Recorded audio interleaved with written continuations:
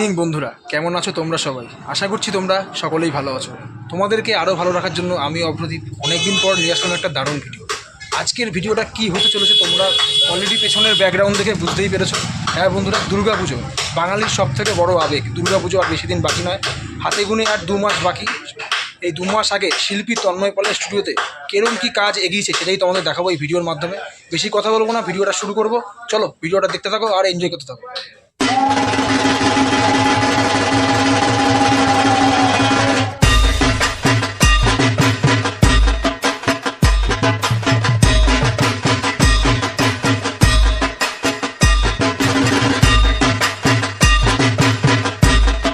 বন্ধুরা, তোমাদের এতক্ষণ দেখিয়ে দিলাম এই বড় মা দুর্গাকে, দেখিয়ে দিলাম কত বড় বিশাল আকৃতির, দেখতেই পাচ্ছ তোমরা। এরপরে তোমাদের দেখিয়ে দেবো ঠিক পাশের যে কটা ঠাকুর আছে সেগুলো তোমাদের দেখিয়ে দেবো। দেখে নাও একবার কতটা সুন্দরভাবে সেজে উঠেছে মা দুর্গা এখানে।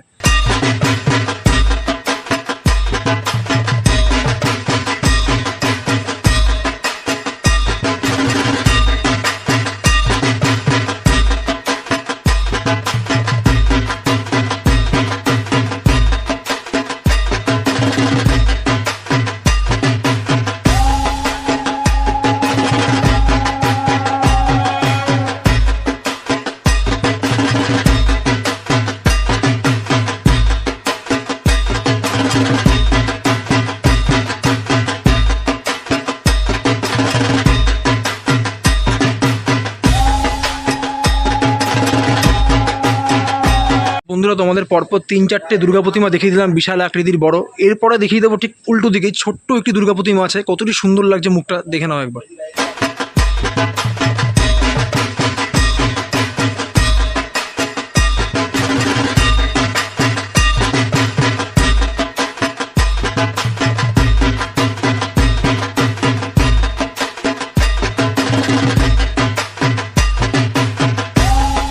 বন্ধুরা, তোমাদের ছোট্ট মা দুর্গাটা দেখিয়ে দিলাম। এরপরে যে ঠাকুরটা দেখিয়ে দেবো এই স্টুডিওর সবথেকে ইউনিক ঠাকুর বলতে গেলে। আমি এরকম ঠাকুরের আগে কোনোদিনও দেখিনি, একবার দেখিয়ে দেবো তোমাদের। দেখো কতটা সুন্দর লাগছে, দেখো মা দুর্গার পেছনে অষ্টনাগ, মানে এখানে মহাদেব আছে, মানে পুরোটাই ঠাকুরের স্টাইলটা পুরো শিল্পী কিন্তু ইউনিকভাবে তুলে ধরেছে। এটা তোমাদের দেখিয়ে দেবো একবার।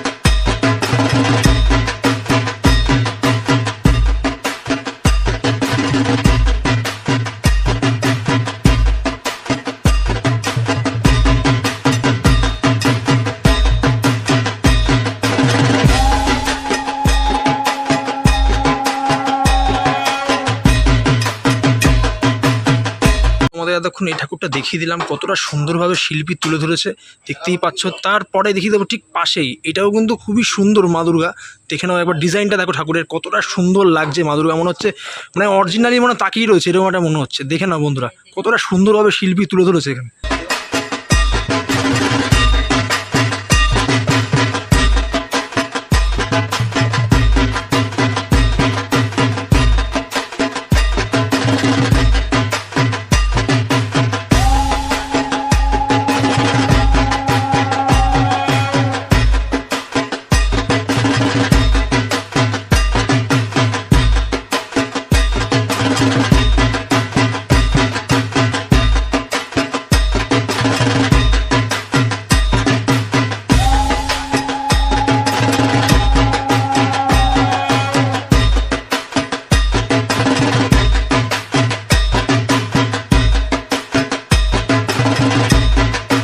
বন্ধুরা, তোমাদের এতক্ষণ এখানে দুর্গা প্রতিমাটা দেখিয়ে দিলাম, জাস্ট ওয়াও লাগছে কিন্তু ঠাকুরটা। এরপরে ঠিক উল্টো দিকে দেখিয়ে দেবো সব সাবেকি প্রতিমা, এগুলোও কিন্তু খুব সুন্দর লাগছে। মানে মাটির কাজ বলতে গেলে পুরোটাই এখানে হয়ে গেছে, শুধু রঙের কাজ বাকি, মাটির কাজ পুরোই কমপ্লিট বলতে গেলে।